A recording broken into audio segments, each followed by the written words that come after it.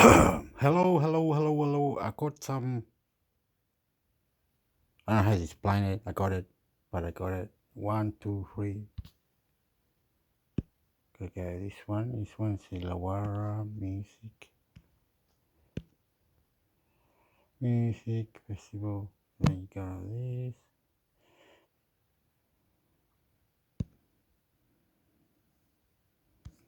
It's where it is it?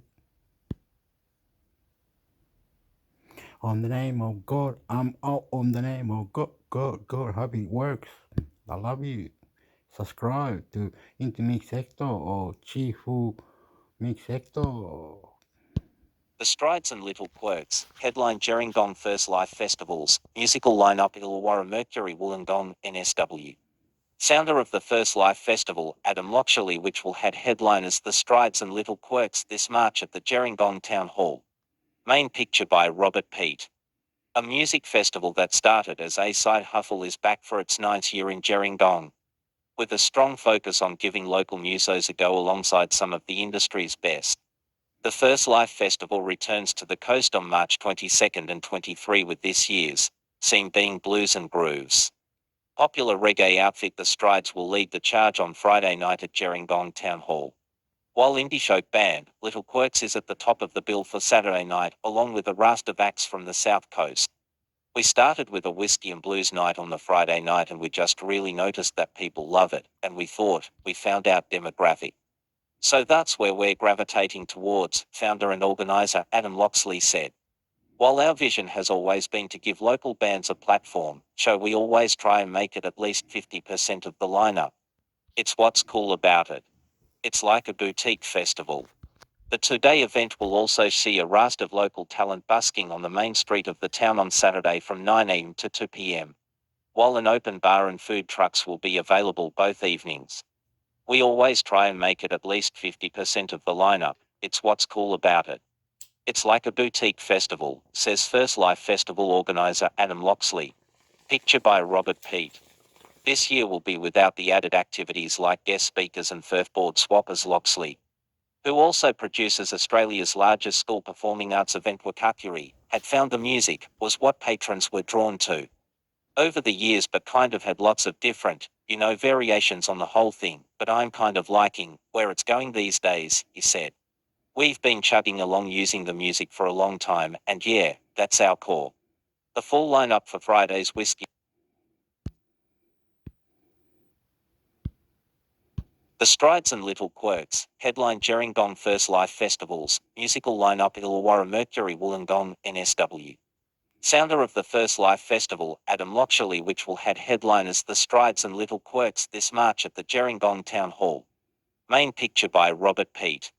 A music festival that started as a side hustle is back for its ninth year in Gerringong. With a strong focus on giving local musos a go alongside some of the industry's best. The First Life Festival returns to the coast on March 22nd and 23 with this year's theme being Blues and Grooves.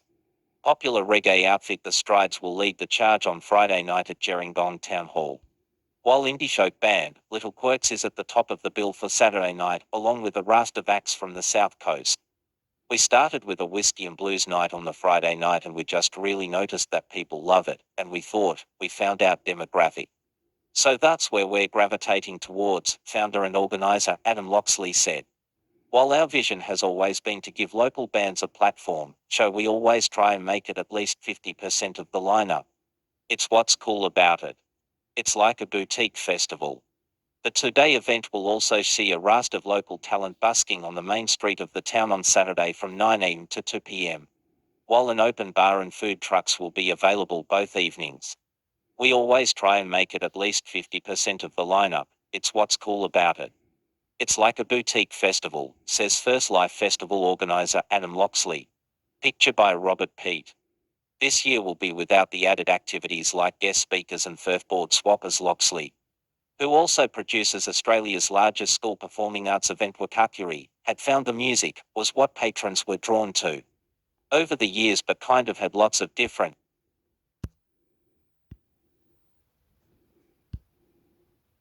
The Strides and Little Quirks, headline Gerringong First Life Festivals, musical lineup Illawarra Mercury Wollongong, NSW.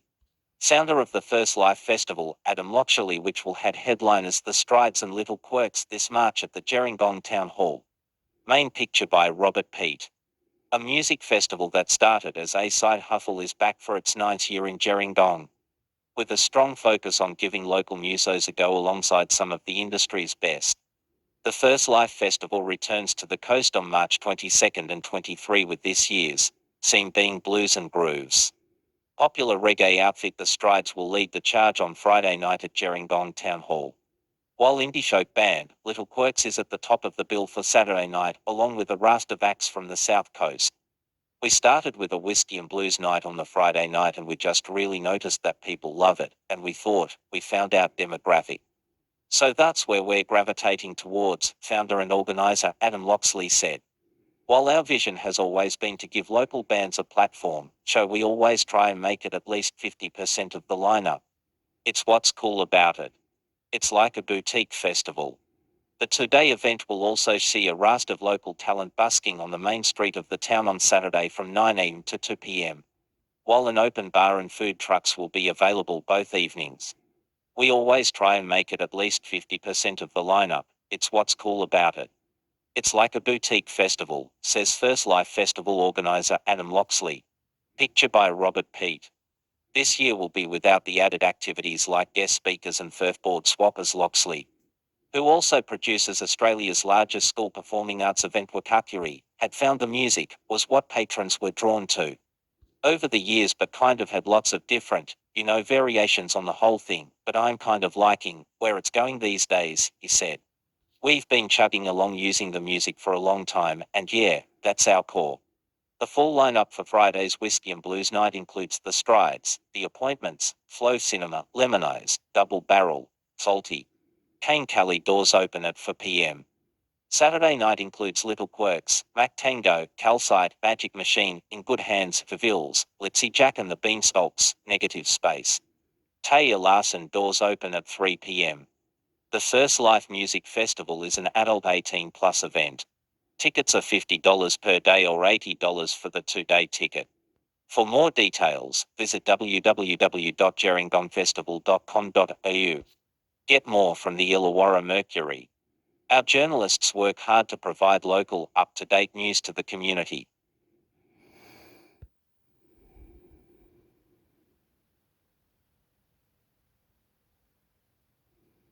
So what I have to do, copy this bit. Am I doing it right? I'm doing this. Oh my God, I'm freaking out. I'm sorry. What I have to do now, copy that bit. Open different window. Oopala. Amigo. Sorry. Oops, share, paste this one. And this one. We go to a different one or something. Oh, excuse me. Oh, this is at the end. And menu.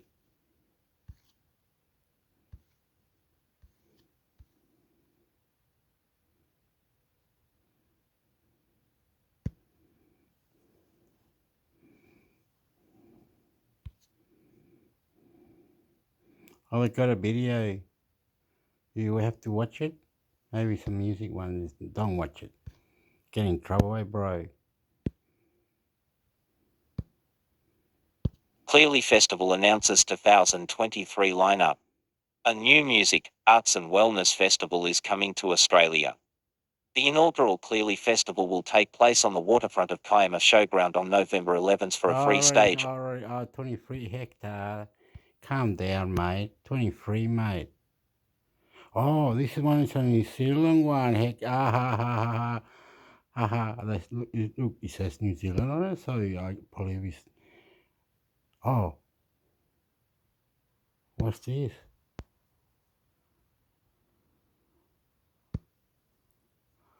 It's not a New Zealand thing, is it? I wants to bring the video on, eh? It's desperate for the video, mate. In fact, in my room, this is my guitarist, James. and we are going to play some tracks for you today. First up, we have the most recent single, Avril Lavigne. If you haven't heard it, it's out now on all streaming services. Get it out. All right. I'll be or whatever it was. Oh yeah. This sounds.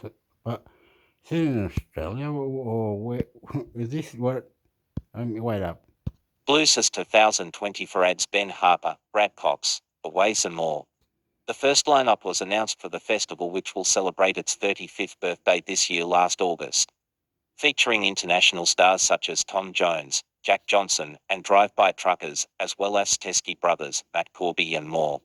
More and more artists were then added to the bill throughout the latter half of 2023, including Dan Sultan, Tedeschi Trucks Band, The Cruel Sea, Tim Finn, Portugal, The Man, Ziggy Alberts, and recent Rolling Stone Atiro Awards winners Coterie. And now Bluesis 2024's fifth artist announcement has added some impressive star power. Ben Harper and the Innocent Criminals will be playing exclusively at the festival. Stop not naughty Hector. Not like before. Take forever. Stop it. Okay. I'm sorry. Last time. Have to. Don't ever do it again. Naughty. Bye bye. Hector. I love you. Oh, Hector. Bluesis 2024 adds Ben Harper, Brad Cox, Aways and more. The first lineup was announced for the festival, which will celebrate its 35th birthday this year last August. Featuring international stars such as Tom Jones, Jack Johnson, and drive-by truckers, as well as Teskey brothers, Matt Corby and more. More and more artists were then added to the bill throughout the latter half of 2023, including Dan Sultan, Tedeschi Trucks Band, The Cruel Sea, Tim Finn, Portugal, The Man, Ziggy Alberts, and recent Rolling Stone Atiro Awards winners Coterie. And now Bluesis 2024's fifth artist announcement has added some impressive star power. The only reason I'm not saying anything is because I do not know the words to say, or embarrassed, or I don't know much about it. I'm just listening, reply. If you know something or whatever, I love you, because mindfulness, they're opening your mind, they're opening doors, they're saying, how's your superannuation, how's your life, how's your money, are you cleaning your windows, are you getting out? You die if you don't get out. Breathe in good air, breathe out bad air. Mindfulness, mixing it up. Oh, look at you, nice shoes. Thank you, you're good. Power. Ben Harper and the Innocent Criminals will be playing exclusively at the festival, while Katie Malua, one of the best-selling British and European female artists of the 2000s, will make her return to Australia for the first time in almost 20 years. Golden Guitar winner Brad Cox will also be performing at Bluesis 2024, as will Infectious Grooves, a supergroup that includes Metallica's Robert Trujillo, Slipknot's Jay Weinberg, and more. You can check out the full Bluesis 2024 lineup, including all the newly announced artists, below. For our fifth and probably not final artist announcement, we are proud to present the artist who has done more to bring Bluesis over matters. Ben Harper and the Innocent Criminals, for their first performance in Australia in 5 years. Ben first played Bluesis in 1996, says festival director Peter Noble-Ohm. Love blues roots and soul. Get the latest blues roots and soul news, features, updates and giveaways straight. Love blues. Ben first. For our fifth and probably not final artist announcement, we are proud to present the artist who has done more to bring Bluesis over matters. Ben Harper and the Innocent Criminals, for their first performance in Australia in 5 years. Ben first played Bluesis in 1996, says festival director Peter Noble-Ohm. Love blues roots and soul. Get the latest blues roots and soul news, features, updates and giveaways straight to your inbox. Learn more. No other artist who has played Bluesis has had such an influence on the Australian music industry outside of B.B. King. We wouldn't have John Butler Trio, Xavier Rudd, The Beautiful Girls, Angus and Julia Stone as they are today if it wasn't for his influence. Ben and his band's performances at Bluesis are legendary. This is an experience not to. We wouldn't have. No other artist who has played Bluesis has had such an influence on the Australian music industry outside of B.B. King. We wouldn't have John Butler Trio, Xavier Rudd, the beautiful girls, Angus and Julia Stone as they are today if it wasn't for his influence. Ben and his band's performances at Bluecest are legendary. This is an experience not to be missed on Easter Sunday. Tedeschi Trucks Band The Cruel She Taj Mahal, exclusive Tim Finn Ian Moff. Ricky Lee Jones Den Sultan The Whitlams Black Stump Band Coterie Playing for Change Band. Lisa Hunt's Forever Soul Jackie Vention exclusive Wills and Caravana Sun. Women of Soul Collective Jack Johnson Tom Jones The Wow. We're gonna miss out when you're asleep or something. I don't even know these people because I've heard of John Bartlett Trio. I never experienced it. I never listened. Crap. Woo. Anyway, mindfulness, opening mind. Oh, nice. You superannuation, mindfulness, mixing it up. How you lost it, move like this, do that. Mindfulness. You have to do it. Otherwise, good air don't go in, bad air comes out. You're not that person. Thank you for opening doors. Fix it. Teskey Brothers Matt Corby. Olabi Elvis Costello and the Imposters Peter Garrett and the Alter Egos Tommy Emmanuel. The Dead South The Paper Kites Drive-By Truckers Newton Faulkner. Steve Poltz 1920 Taj Sharon Urge Eliatin and The Dead Olay Women of Soul Collective Jack Johnson Tom Jones The Teskey Brothers Matt Corby. Olabi Elvis Costello and the Imposters Peter Garrett and the Alter Egos Tommy Emmanuel. The Dead South The Paper Kites Drive-By Truckers Newton Faulkner. Steve Poltz 1920 Taj Sharon Urge Eliatin and Harry Manx. Here Come the Mummies Clayton Dollies by Billabong Little Quirks. Huffy Hicks Blues Arcadia Rockwas Lev Portugal. The Man Ziggy Albert Snarky Puppy. Blind Boys of Alabama Meshel Endojoshalo Fiona Boys and the Fortune Tellers. The Turner Brown Band Pierce Brothers Velvet Trip Risani Sweet Talk. Get unlimited access to the coverage that shapes our culture. Subscribe to Rolling Stone magazine.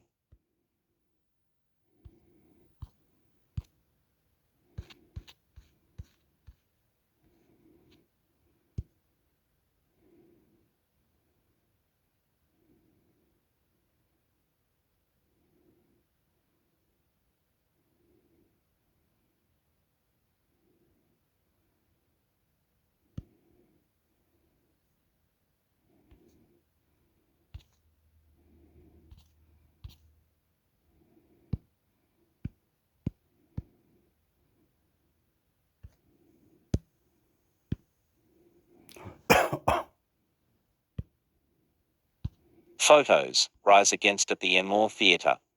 Photos, Rise Against with support from beer rolls at the Enmore Theatre. Photos by Ashley Ma. Pick your niche. Follow the topics you want. Tick to subscribe, untick to unsubscribe from any newsletters below. Follow this guy. Who is this guy? Then you have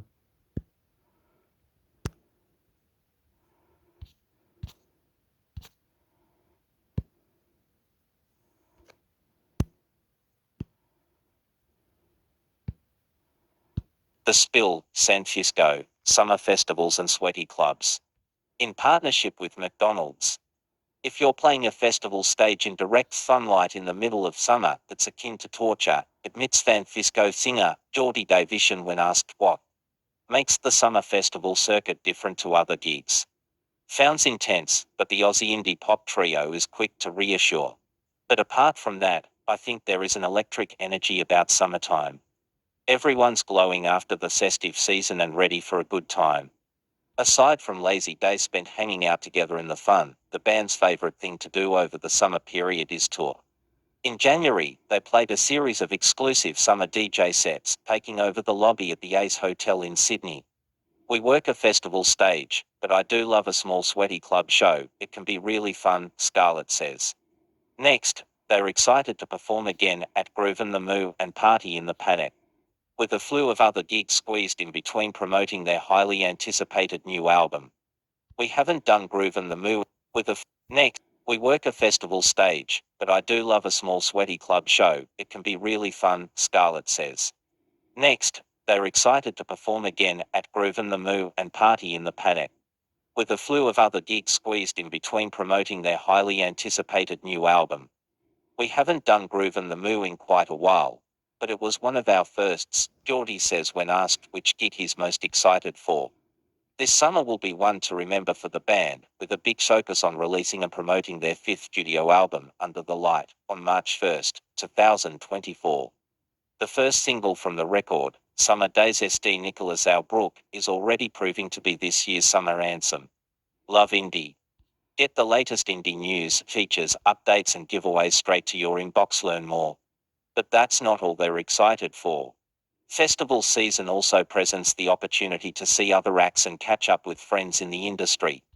It will be great to see our mates Ball, Park Music and Lime Cordial, and we are looking forward to watching some acts we have heard a lot about but haven't seen live yet, like a Royal Otter fan Big Wet, Geordie says. Aside from getting on stage, in true Aussie style, San Francisco just wants to be anywhere near the coast to soak up the rays. We just love the warm weather, he says. Enough said. Watch San Francisco have a hit of tenors, talk about their most exciting gigs and summer plans here. Summer simply wouldn't be complete without the refreshing chill of a barista-crafted iced coffee in hand from the finest beans sourced worldwide. Then locally roasted right in Melbourne. Cash offers both the flavour and the convenience essential for quenching that summer thirst. Swing by your nearest McCafe to stay chilled throughout the season.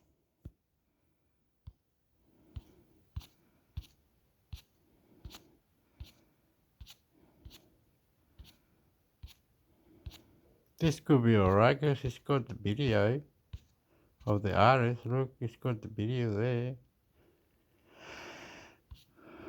I wouldn't go wrong. You know what I mean?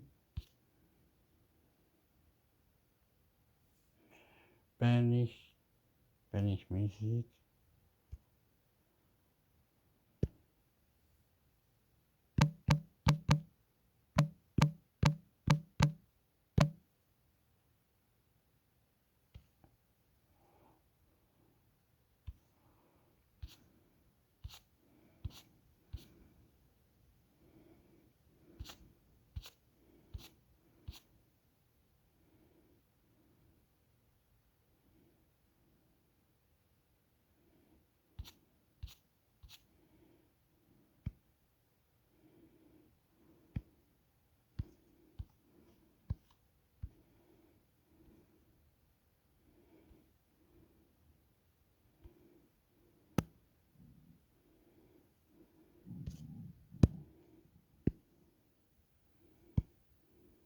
Genesis Oshu to perform with Sydney and Brisbane Symphony Orchestras.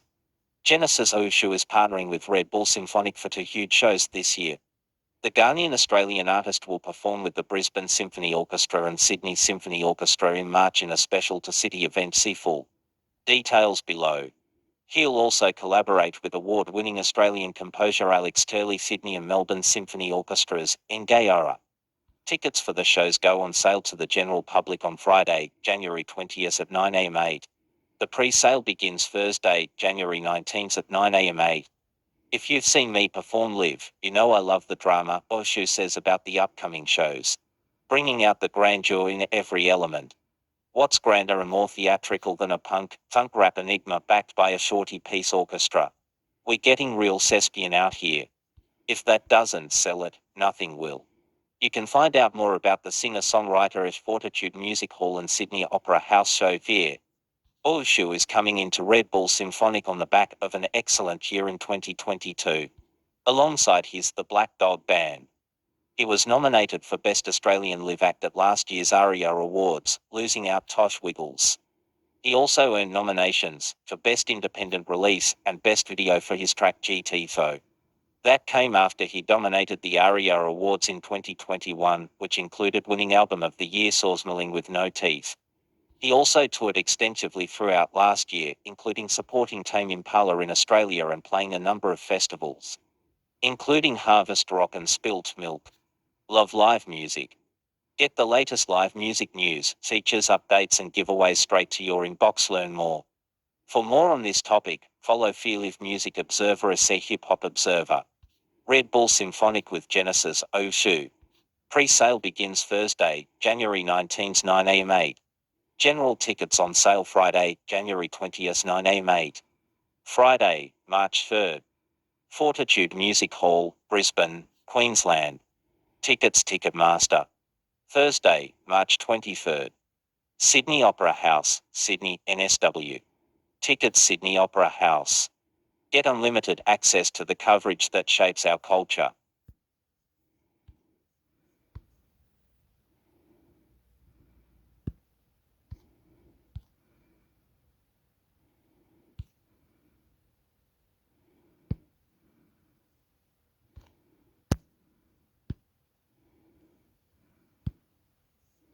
Kristen Kingsish Ingram, walking in Clarksdale. Kristen Kingsish Ingram may have won a Grammy Award this year for his Alligator Records album, 662. But it's on stage where his incendiary guitar playing truly comes alive. Is this review of Kingfish's May performance at the Ace Hotel in Los Angeles by US website Rock and Blues Moosey's anything to go by. There's more to Kristen Kingsish Ingram than being a virtuosic guitar player, stunning vocalist and memorable songwriter. Seeing him live, you'll get it right away. Confident and masterful on stage, he gives into the spirit of his music, completely in sync with every note. You can't take your eyes off him. They call that magnetism, but it all seems magical to me. Kingsish is as authentically blues as it gets, being born in Clarksdale, Mississippi. Blues Holy Land as they like to call it, as he told Fender Sessions in 2020. Been around here all my life, pretty much. To me Clarksdale is what you call the blues. The blues is all around here. You can read more over here when you want it.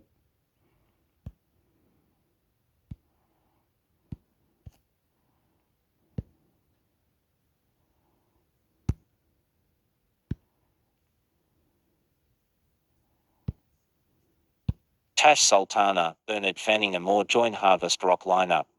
The Harvest Rock 2023 lineup just got bigger. The festival revealed its lineup at the beginning of August with the likes of Jamiroquai, Nile Rodgers and Chic, Bright Eyes, Paul Kelly, and Julia Jacqueline all confirmed to be heading to Adelaide on the weekend of Saturday, October 28th, Sunday, October 29th. And now Tash Sultana, Babe Rainbow, Jade Bird and more have been added to this year's lineup. Aussie Rock Royal. It's Tash Sultana, the guitarist with the electric piano and the DJ thing that is that her? She moves around, presses the pedals, walks over here, plays the electric piano with a and then the other one and the guitar and all that. Is that Tash Sultana? Alright, I'm lost, but it looks like it. She's very unique, different. Anyway. Royalty Bernard Fanning will, and now Tash and Julia Jacqueline all confirmed to be heading to Adelaide on the Tash Sultana, Bernard Fanning and more join Harvest Rock lineup. The Harvest Rock 2023 lineup just got bigger. The festival revealed its lineup at the beginning of August with the likes of Jamiroquai, Nile Rodgers and Chic, Bright Eyes, Paul Kelly, and Julia Jacqueline all confirmed to be heading to Adelaide on the weekend of Saturday, October 28th, Sunday, October 29th. And now Tash Sultana, Babe Rainbow, Jade Bird and more have been added. Oh yeah, the motherfucking unreal police truth fucking whatever that you have to go to Melbourne to watch or whatever it is. Because they're not coming to Illawarra, they don't have this big stadium like they do. Anyway, fuck you. Anyway, mindfulness, open the mind. Thank you for opening this building. Added to this year's lineup. Aussie rock royalty Bernard Fanning will also perform his last Australian show for 2023 at Harvest Rock.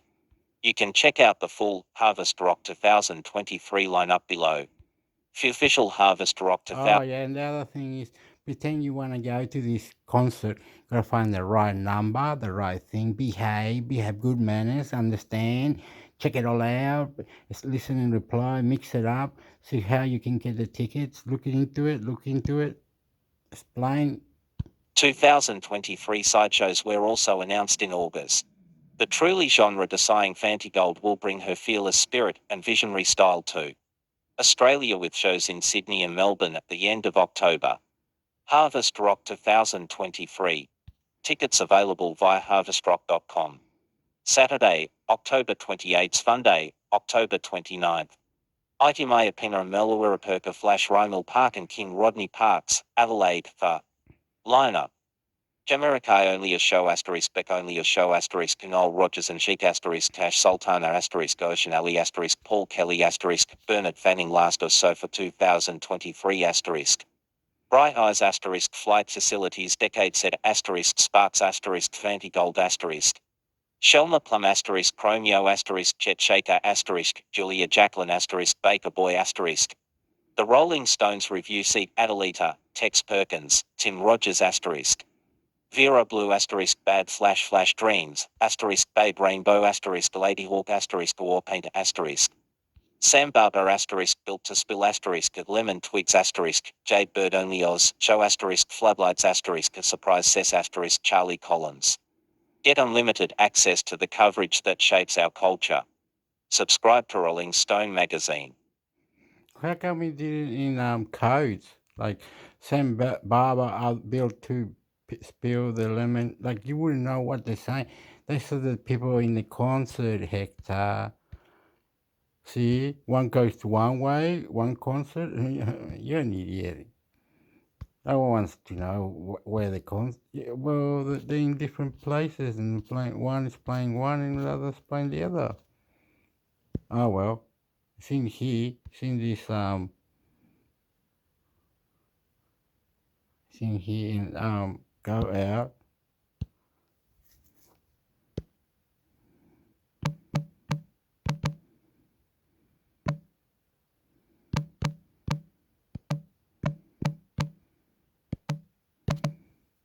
Like that, is it?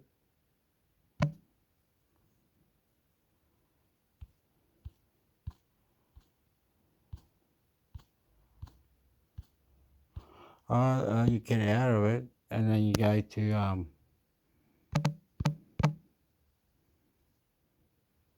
this one, is it? Something like this. Log in to match. Log in IV. Oh, no, it's not that. A, B, C. Listen, I think this is the one. Oh, what happened? Get start not now. I skip. Search.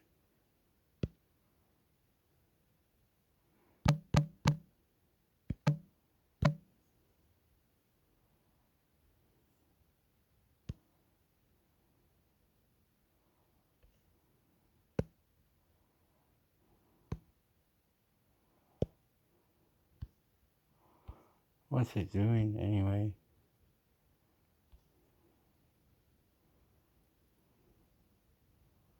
This one.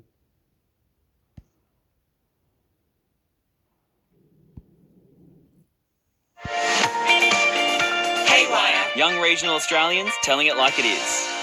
Tyrese, Alice Springs, Northern Territory, Aranda Country. White chest, bush desert birds are making lots of noise. I'm in the bush with my brother Goliath, my cousin Seamus, and two dogs, Woofy and Milo. We will make a miracle. We make ourselves a shelter. Bush desert birds are making lots of noise. Young regional Australians telling it like it is. Tyrese, Alice Springs, Northern Territory, Aranda Country. White chest, bush desert birds are making lots of noise. I'm in the bush with my brother Goliath, my cousin Seamus, and two dogs, Woofy and Milo. We will make a miracle. We make ourselves a shelter. Got rolling them on top, clearing out the spiky spinnerbait grass, cutting wood, digging holes, and planting them up in a gum tree roof, sort of like a ampy house. That's when we hear it. Coming through the long grass. It's a scary sound because we know what it is. Wake the other ones up, my cousin yells. A big lizard, a lawyer. We start chasing it and find a hole and send the dogs in to dig it. They chase the lizard out and that's when we see it. A black goanna. They'll stand up to waist height and will bite you. So we ran to Kala Ipalanguru. My brother Clyde's dog, Goofy, got bitten. There are two types of lizard. The black one is angry, but the yellow one is alright. So we decided to hunt the yellow one instead. We were lucky. We see some tracks and they stop at the trees.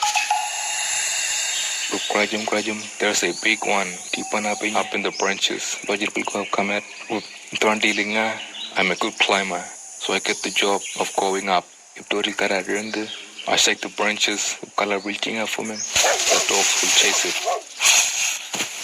The goanna shoots out, the dogs are after it, and we all running too. The dogs catch it and hold it. You have to be quick with a goanna. Grab it by its head. A stick or a boomerang will finish the job. On the walk back to the shelter, we have a bit of laugh. Who was scared? Then we prepare it. We clean it up, then put it on the fire. Cook it for 10 minutes. For me, the best bit is the legs and the ribs. It tastes a bit like bush turkey, but maybe more like kangaroo tail. And if that doesn't help, maybe a little bit like chicken, but only a little bit. We watch a beautiful sunset and sleep in the shelter we made ourselves. Then we fall asleep to the sounds of crickets, much more relaxing than the sound of goannas in the grass. abc.net.au/haywire. What up? It's over. Okay. I'm probably gone for 36 minutes. I don't know, man. Not like, I'm just going to read a little bit because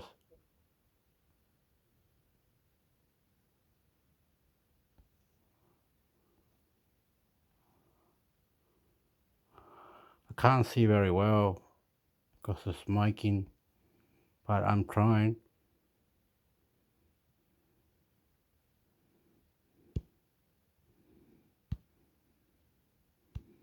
Oh, it doesn't want to go to search. Oh, up here, is it? And then what do? You get this. A new generation. No, get this and stop. What happened?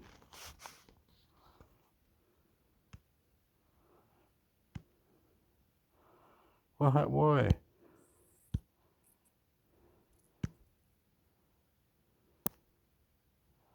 Select all, paste, autofill.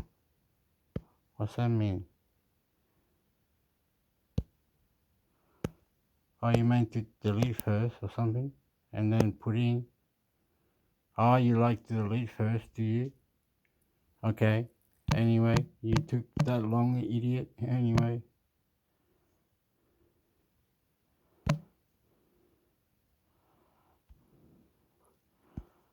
Gotta be careful.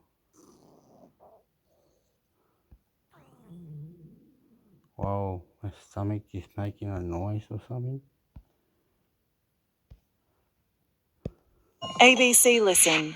Podcasts, radio, news, music, and more. Okay. Good morning. Welcome to AM. It's Friday, the 8th of December. I'm Sabra. Embarrassing, Hector. Embarrassing. I'm not gonna start swearing. No swearing. Say thank you, mindfulness, opening that building, mindfulness, yes, thank you to that, whoever it is, thank you, social, mental health. Hey, prata, toko, fix it, get it right. Lane coming to you from Nipaluna, Hobart. People with Disability Australia is worried that it's going to create something of a location lottery where services are available everywhere but not consistent. And in fact, that they may not be available everywhere How do you avoid that? That's going to be really tricky, isn't it? Especially when workforce is hard to find right now. We already have a location lottery. What we're trying to do is actually This is a scheme here in profound states and indeed other departments of the Commonwealth. So nothing happens overnight. But when you say there's this one scheme and another scheme, I don't want to confuse people. Disabilities is on a continuum. Some people have very severe and profound disability.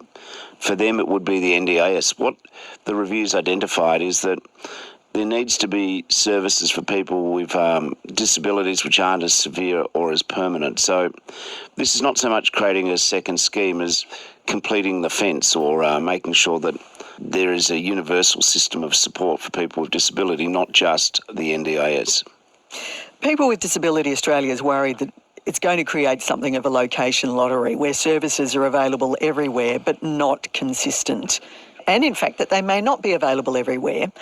How do you avoid that? That's going to be really tricky, isn't it? Especially when workforce is hard to find right now. We already have a location lottery. What we're trying to do is actually increase what the safety net covers. The issue about reforming the NDIS is important. It's about making sure that every dollar gets through to the people for whom the scheme was designed. It's about making sure that there's more equity. This review is aimed at tackling the inequity of the current location lottery. So the general problem you point to, I should say, about thin markets, there's a lack of services, lack of workforce. That's the problem right now, not just in disability.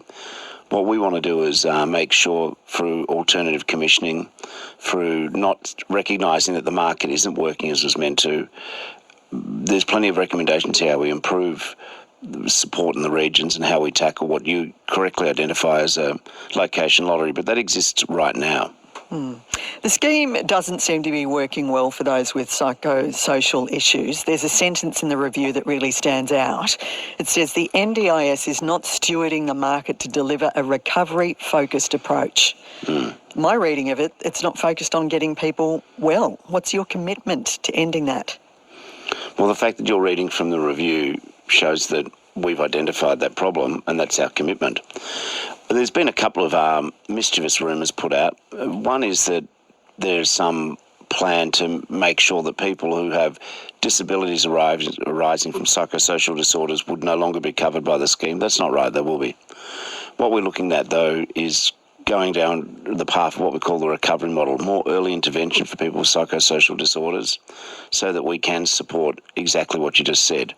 You mentioned yesterday that some people had become NDIS millionaires out of this. How many providers have become millionaires, do you know?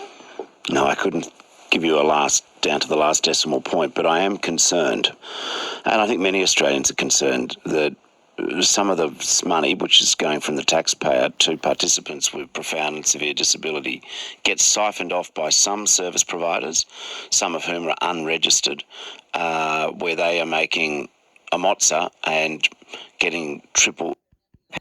NDIS is... Yeah, I would like to say, can you make your own NDIS if you are fully qualified NDIS worker? Can you make your own certificate, little card that says that you are now, and you and your car, and you and your thing, whatever you created, you yourself, the worker, has own business. How do you do that? Is there a way you can be your own business, or the where is the money? All of it. Can we create madness, mental health? Can the worker make its own business? not stewarding the market to deliver a recovery-focused approach. My reading... Can the worker fuck it up, do their own business and work on their own self at their own house if they are fully qualified? of it, it's not focused on getting mental health or NDIS worker. Thank you very much. Mindfulness, opening doors, building, beautiful. Keep it up. people well. What's your commitment to ending that? Well, the fact that you're reading from the review shows that we've identified that problem, and that's our commitment. There's been a couple of mischievous rumours put out. One is that there's some plan to make sure that people who have disabilities arising from psychosocial disorders would no longer be covered by the scheme. That's not right, they will be. What we're looking at, though, is going down the path of what we call the recovery model, more early intervention for people with psychosocial disorders, so that we can support exactly what you just said. You mentioned yesterday that some people had become NDIS millionaires out of this. How many providers have become millionaires, do you know? No, I couldn't give you down to the last decimal point, but I am concerned, and I think many Australians are concerned, that some of the money, which is going from the taxpayer to participants with profound and severe disability, gets siphoned off by some service providers, some of whom are unregistered, where they are making a mozza and getting double-digit returns, delivering outcomes which aren't as good as they should be, or over-servicing, or in some cases under-servicing, or in other cases just plain old-fashioned fraud. That ends under you? Oh, yeah. The people who've moved into this world thinking there's an easy buck without thinking about people with disability first, they'd be well advised to sell their businesses tomorrow. Bill Shorten, thanks for talking to AM. Thank you. Bill Shorten is the Minister for the National Disability Insurance Scheme. Intense fighting continues in the Gaza Strip as Israel battles Hamas militants in the major cities. Israeli military is now deep into the city of Han Yunis. Wait up, Senorina. You're not going to go to Hamas. Let me fast forward a bit, see if it's true. Benjamin Netanyahu has put onto the wall. Security Executive J2 Patel. All right. The review says diagnosis alone won't guarantee access to individual support packages in the future. Many parents will be a little bit anxious about that. Can you guarantee that no one will be taken off the NDIS until this new foundational scheme, a second support scheme, is ready to go? You could have your package increased or decreased right now. So when you say guarantee no change at all, there's change every day. Oh, wait up. What I can guarantee, which I think does go to the heart of the matter, is that if your child needs the supports which only the NDIS can provide, then that's what they'll get. But this review also suggests a second support scheme be set up in mainstream schools and childcare centres. That's not something that's going to happen in a matter of weeks or months. Oh, no, and I would definitely say to parents, this will be a case of hastening slowly, listening to people.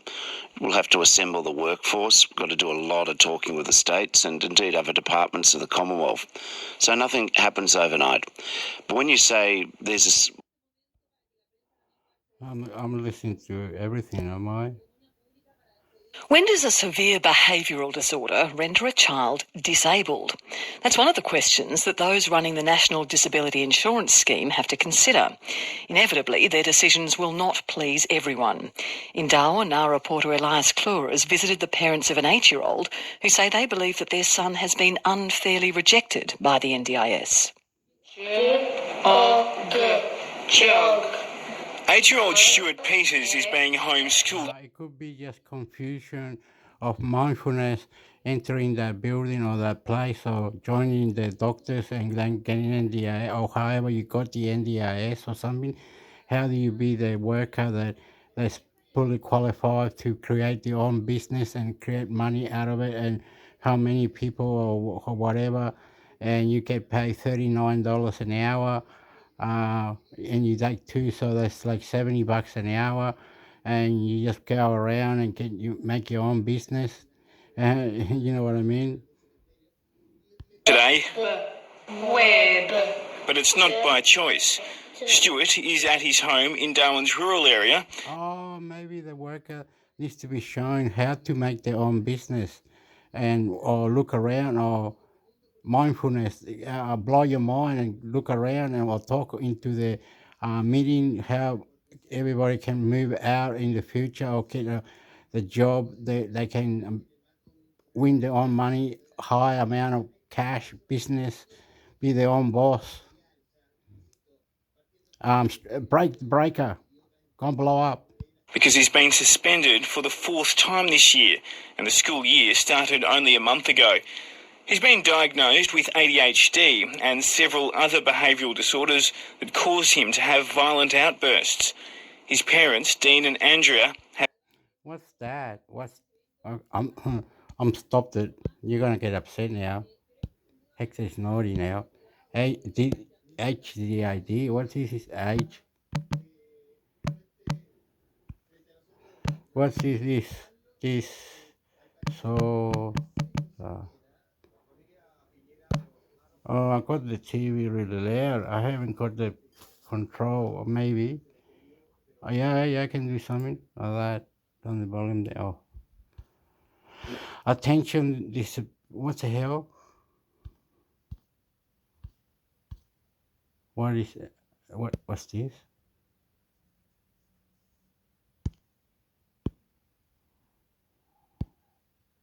What is AD? CDC. AD is one of the most common neurodevelopmental disorders of childhood. It is usually first diagnosed in childhood and often lasts into adulthood. Children with AD may have trouble paying attention, controlling impulsive behaviors, may act without thinking about what the result will be, or be overly active. Signs and symptoms. It is normal for children to have trouble focusing and behaving at one time or another. However, children with AD do not just grow out of these behaviors. The symptoms continue, can be severe, and can cause difficulty at school, at home, or with friends. A child with AD might daydream a lot, forget or lose things a lot, squirm or fidget, talk too much, make careless mistakes or take unnecessary risks, have a hard time resisting temptation, have trouble taking turns, have difficulty getting along with others. Learn more about signs and symptoms. Types. There are 3 different ways AD presents itself, depending on which types of symptoms are strongest in the individual. Predominantly inattentive presentation. It is hard for the individual to organize or finish a task, to pay attention to details, or to follow instructions or conversations. The person is easily distracted or forgets details of daily routines. Predominantly hyperactive impulsive presentation. The person fidgets and talks a lot. It is hard to sit still for long, e.g., for a meal or while doing homework. Smaller children may run, jump, or climb constantly. The individual feels restless and has trouble with impulsivity. Someone who is impulsive may interrupt others a lot, grab things from people, or speak at inappropriate times. It is hard for the person to wait their turn or listen to directions. A person with impulsiveness may have more accidents and injuries than others. Combined presentation. Symptoms of the above 2 types are equally present in the person. Because symptoms can change over time, the presentation may change over time as well. Learn about symptoms of AD, how AD is diagnosed, and treatment recommendations including behavior therapy, medication, and school support. Causes of AD. Scientists are studying causes and risk factors in an effort to find better ways to manage and reduce the chances of a person having AD. The causes and risk factors for AD are unknown, but current research shows that genetics plays an important role. Recent studies link genetic factors with AD. 1. In addition to genetics, scientists are studying other possible causes and risk factors including brain injury, exposure to environmental risks, e.g., lead, during pregnancy or at a young age, alcohol and tobacco use during pregnancy, premature delivery, low birth weight. Research does not support the popularly held views that AD is caused by eating too much sugar, watching too much television, parenting, or social and environmental factors, such as poverty or family chaos. Of course, many things, including these, might make symptoms worse, especially in certain people. But the evidence is not strong enough to conclude that they are the main causes of AD. Diagnosis. Deciding if a child has AD is a process with several steps. There is no single test to diagnose AD, and many other problems, like anxiety, depression, sleep problems, and certain types of learning disabilities, can have similar symptoms. One step of the process involves having a medical exam, including hearing and vision tests, to rule out other problems with symptoms like AD. Diagnosing AD usually includes a checklist for rating AD symptoms and taking a history of the child from parents, teachers, and sometimes the child. Learn more about the criteria for diagnosing AD. Treatments. In most cases, AD is best treated with a combination of behavior therapy and medication. For preschool-aged children 4-5 years of age with AD, behavior therapy, particularly training for parents, is recommended as the first line of treatment before medication is tried. What works best can depend on the child and family. Good treatment plans will include close monitoring, follow-ups, and making changes, if needed, along the way. Learn more about treatments. Managing symptoms, staying healthy. Being healthy is important for all children, and can be especially important for children with... Alright, stop that. What's this? Anyway, this is good. Okay.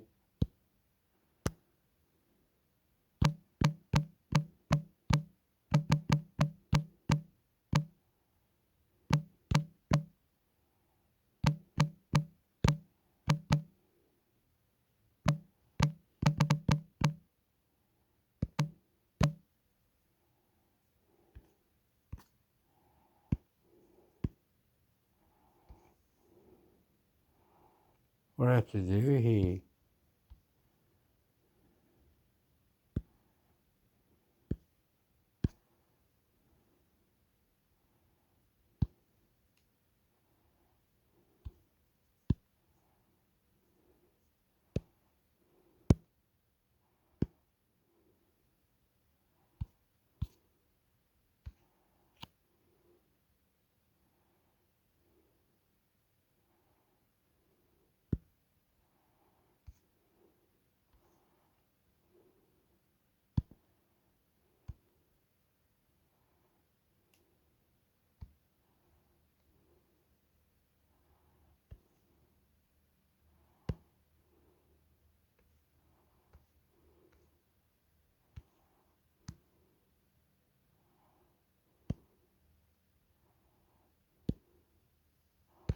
No, no. Hey there, bro. Paste.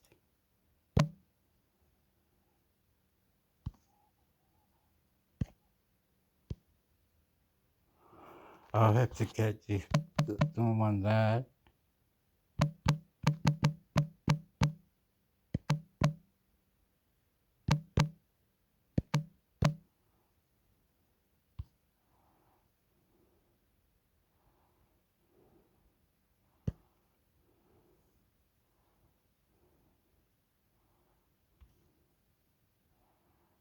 Whoa, continue or something.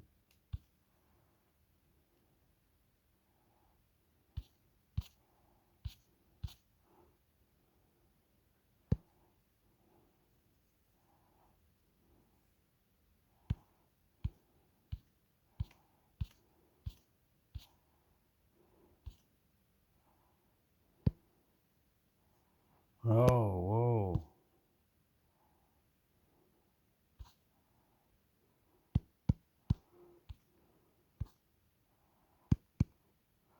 Okay, whatever it is. Can't understand it. C0 Publishing Australian Health Review. What have been the clinical outcomes of the Project Synergy/InnoWell digital health platform? Jeffrey C.L., Luab *, Stephen Allison, Turan Bastian Pilib, and Steve Keisley, Beth. Plus author affiliations. Author affiliations. Academic Unit of Psychiatry and Addiction Medicine, the Australian National University School of Medicine and Psychology, Canberra. Hospital Canberra Act, Australia. The Consortium of Australian Academic Psychiatrists for Independent Policy and Research Analysis, Capipra, Canberra Act, Australia. C College of Medicine and Public Health, Flinders University, Adelaide, South Australia. The Department of Psychiatry. All right.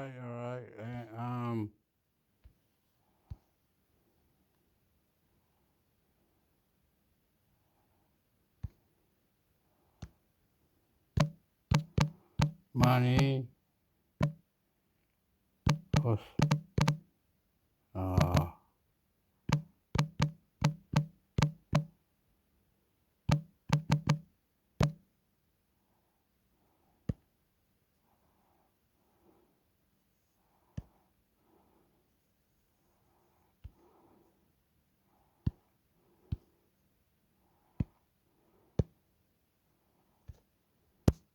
Last one I'm doing, whatever it is.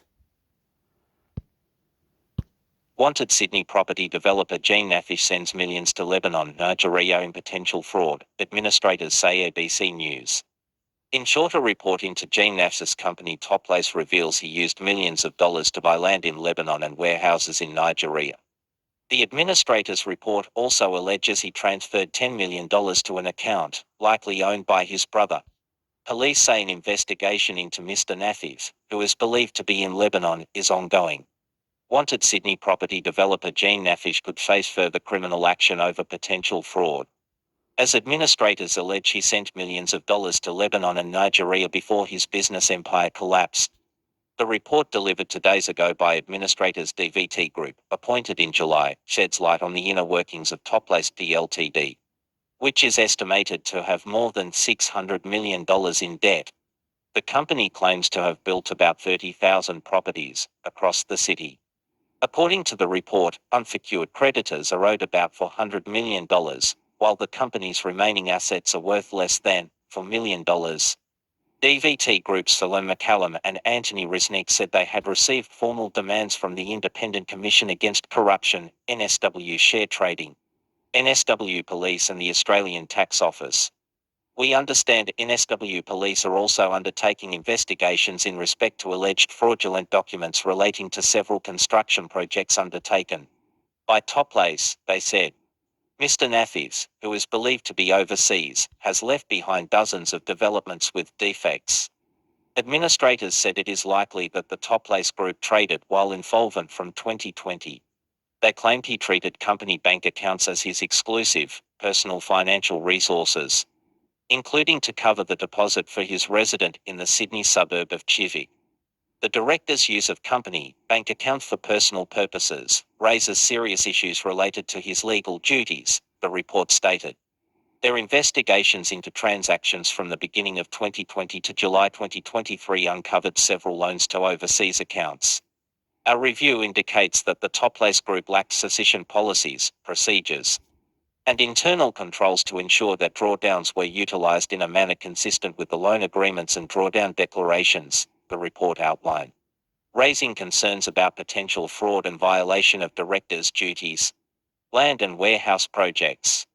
Their investigations allege in 2019 one of Mr. Nafis's companies took $10 million from the Westpac loan facility and transferred it to a Bank of Beirut account, owned by Barkos Kazan Nafis, understood to be Jean Nafis's brother. No repayments have been made for the transaction, labelled as a loan to third-party Beirut, which administrators believe is irrecoverable.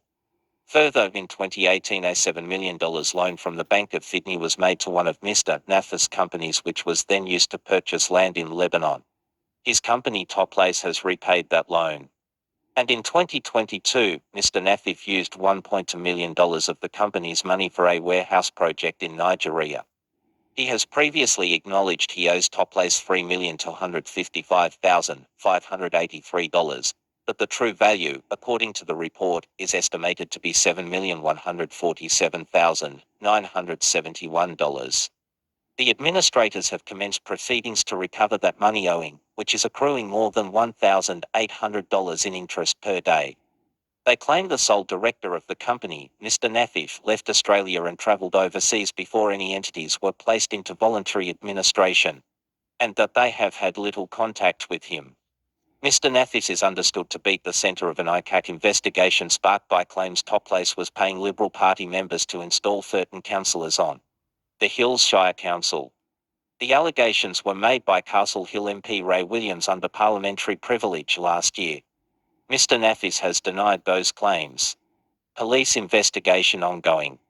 NSW Police issued a warrant for the 56-year-old for arrest in June 2023, but at the time did not know where the property magnate was. The warrant is in relation to alleged fraudulent sales, contracts made to access a $150 million loan for the construction of 3 buildings in Toplace's Skyview development at Castle Hill. In a statement today, police said their investigation into Mr. Nafis, in conjunction with international law enforcement, was ongoing. In February 2023, Mr. Nafis sent a letter to a NSW parliamentary inquiry, saying he was in a remote area of Lebanon. Ms. McCallum and Mr. Risnick understand he is still overseas. The report said the cancellation of the company's building license in March 2023, because it failed to resolve serious defects across numerous apartment buildings, contributed to the company's collapse. The bans were imposed following an investigation by NSW Share Trading, which alleged it had found more than 40 defects in residential developments constructed by Toplace, including the Atmosphere and Skyview projects at Castle Hill and the Vicinity building in Canterbury. Toplace Ltd has received strata claims to the amount of $123,359,806 for properties it's responsible for constructing. Another factor in the company's collapse, they said, was Westpac's decision to close the bank accounts of Toplace Group. DVT Group has been appointed the administrators to 57 entities related to the Toplace Group. It is understood the broader structure comprised of 77 related or associated entities, which effectively operated as one group. and its true financial position may never be understood due to the size, complexity and volume or operations and transactions. A second creditors' meeting will take place on February 9th, where the future of the company will be decided.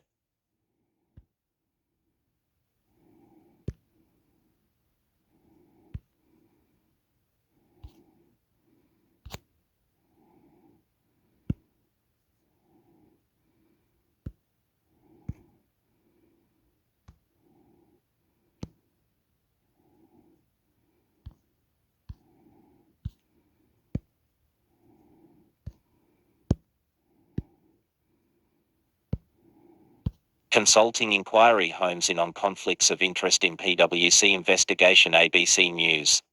Two former PwC partners on the Tax Practitioners Board (TPB) did not recuse themselves from a meeting where the board's investigation of PwC was discussed. A Senate committee has heard. The committee heard one of those former partners, Peter Hogan, was in regular contact with coalition.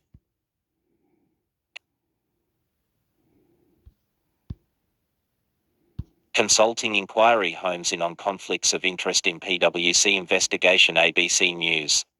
Two former PwC partners on the Tax Practitioners Board (TPB) did not recuse themselves from a meeting where the board's investigation of PwC was discussed. A Senate committee has heard. The committee heard one of those former partners, Peter Hogan, was in regular contact with Coalition MP Michael Sukkar, who at the time was the minister in the committee. A Senate committee. Two former PwC partners on consulting inquiry homes in on conflicts of interest in PwC investigation. ABC News. Two former PwC partners on the Tax Practitioners Board (TPB) did not recuse themselves from a meeting where the board's investigation of PwC was discussed. A Senate committee has heard. The committee heard one of those former partners, Peter Hogan, was in regular contact with Coalition MP Michael Sukkar, who at the time was the minister in charge of the regulator and who had also previously worked at PwC. Mr. Hogan and fellow former partner Judy Sullivan were present at a TPB meeting when then Australian Tax Office ATO Commissioner Chris Jordan unexpectedly lashed the board over the conduct of its investigation. The committee heard they did not leave despite what the TPB chair accepted was a self-evident conflict of interest. The TPB was investigating former PwC partner Peter John Collins over allegations he had misused confidential government information about multinational tax laws. In January 2023, it concluded that he had and deregistered him. The scandal eventually implicated dozens of PwC partners. Michael O'Neill, the TPB's CEO, confirmed to the committee that he believed there was a push from ATO leadership and members of the TPB board to sack him over how he handled the PwC investigation, saying a report to that effect published in the AS on Thursday was true. The report suggested that board members had met without Mr. O'Neill being present to discuss how to remove him from his job. It also claimed the ATO had launched an internal bullying investigation against Mr. O'Neill, which was never substantiated and was ultimately dropped. In March 2022, Mr. Sukkar announced he would move to give the TPB chair the power to sack the CEO, a change which required the ATO commissioner's support. The proposal did not ultimately proceed due to the change of government that May. ATO Second Commissioner Jeremy Herthorn told the committee on Friday morning that the change would have applied to future FIOS, but not to Mr. O'Neill. But Mr. O'Neill then directly contradicted that and said he had been shown a draft contract that would have allowed him to be sacked had the legislation changed. No allegation of wrongdoing was made concerning Mr. Sukkar. The board promised to provide the committee on notice with evidence about whether Mr. Sukkar knew about the investigation, but no such suggestion was made on Friday. The PwC scandal. In January 2023, the TPB deregistered Peter John Collins, a former tax partner, at PwC. The TPB's investigation found Mr. Collins had improperly used confidential government information when he participated in consultations on stricter multinational tax laws. Mr. Collins, with the knowledge of dozens of PwC partners, took steps to use that information to help clients get around those same laws. The ATO had known about the allegations for several years and had asked the Australian Federal Police to investigate in 2018, but it did not do so. The ASP is now investigating. Former Chief Executive Tom Seymour resigned last year over his handling of the fallout of the scandal. PwC disdaining the Parliament, Senator says. The Senate committee, led by Labor Senator Deborah O'Neill, Green Senator Barbara Pocock and Liberal Senator Richard Colbeck, is focused on the integrity and management of consulting firms and has held several months of hearings. The senators also raised ongoing concerns on Friday about PwC's respect for regulators and transparency over the Collins scandal. The firm has refused to provide the names of the so-called Dirty Six partners based outside Australia who had knowledge of Mr. Collins' misbegotten information. PwC Australia's new CEO, Kevin Burrows, told the committee on Friday this was because PwC International would not provide the names. Senator Pocock said the firm was treating the committee like mushrooms. PwC is disdaining the Parliament, that is what you are doing, she said. PwC said it did not plan to take any action against the two former partners, Mr. Hogan and MS Sullivan, whom she accused of mismanaging their conflict of interest on the Tax Practitioners Board. As former partners, the committee heard both were still in receipt of a $140,000 a year lifetime allowance. They're entitled to their pension payments, Mr. Burrows said when asked if the payments would be fees. The potential for conflict that exists is for the TPB to determine. We can't control our former partners. But Mr. Burrows said the firm was not paying Peter John Collins or fellow ex-partners Michael Burston, Neil Fuller or Paul McNabb, who the firm named as involved in the confidentiality breaches. Mr. Burrows also told the committee the newly formed company Fine, the firm's spun-off consulting arm, was still using the same technology systems as PwC, but insisted it was a separate company. He said there was no revenue guarantee in place for the new firm. We are out of the government consulting business. Posted 14 hours ago, offering on February 2024 at 37 p.m.